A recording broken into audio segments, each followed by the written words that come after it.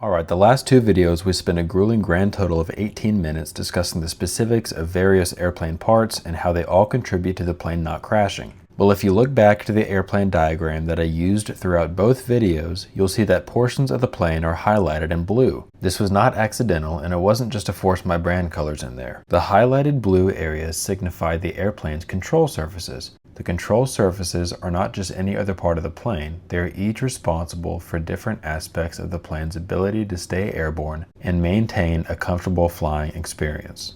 Now, this is going to be a really short video, and I'm not even going to do my usual whiteboard style because I already explained, relatively in depth, the functions of all of these in the anatomy lessons. But the main thing you need to be aware of here is that these surfaces are divided into two categories. There's your primary controls and your secondary controls. The primary controls are absolutely essential. Without them, controlled flying is basically impossible, and you might as well be in a malfunctioning roller coaster. These big three directly control the airplane's attitude or orientation. These are the ailerons, which, remember, control the airplane's movement of roll and are responsible for any banking turns. The elevators, which control pitch and are used anytime the pilot chooses to climb or descend. And then the rudder, which again dictates yaw and turns the airplane laterally to the left or to the right and helps resist wind. Just think, if you're moving the yoke or a control stick or the pedals, you are controlling the primary controls. And then you have the secondary controls. These are not required to keep the airplane flying, but they do make flight safer, easier, and much more efficient.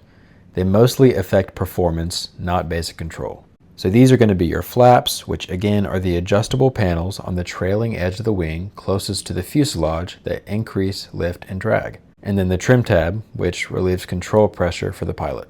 Now there's also the slats, which are panels on the leading edge of the wing that improve airflow at high angles of attack to better avoid a stall. And then the spoilers, or speed brakes, which are panels on the top of the wing closer to the trailing edge that reduce lift and increase drag. These are helpful for slowing down in a descent. Now, those last two there, I did not mention in the anatomy lessons. Spoilers and slats are more commonly found on more complex aircraft, so you're probably not going to see them on your Cessna 172. But it can still be helpful to know what they are for future reference.